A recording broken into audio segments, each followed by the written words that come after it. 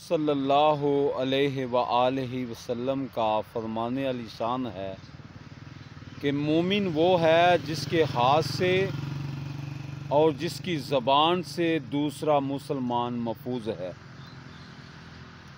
تو میرے بھائیوں، اگر ہم زبان سے سارا دن گالی نکالتے رہیں، برا بھلا کہتے رہیں اور ہاتھوں سے مسلمانوں کو مارتے رہیں، زیادتیاں کرتے رہیں، کسی کا ناجائز حق کھاتے رہیں، چوری کرتے رہیں، ایسے برے کام کریں جس سے ہم ایمان سے باہر نکل جائیں، تو میرے بھائیوں، اللہ کے حبیب نے فرمایا کہ ایسے کام نہ کرو جس سے ایمان خراب ہو جائے۔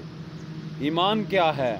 ایمان نبی کریم صلی اللہ علیہ وسلم فرمایا کہ زبان سے کسی کو تکلیف نہ دو، اچھے اخلاق سے بات کرو اور ہاتھوں سے بھی نیک کام کرو، کسی کو تکلیف نہ دو۔ اللہ تعالیٰ مجھے اور آپ کو عمل کی توفیق عطا فرمائے، آمین ثم آمین۔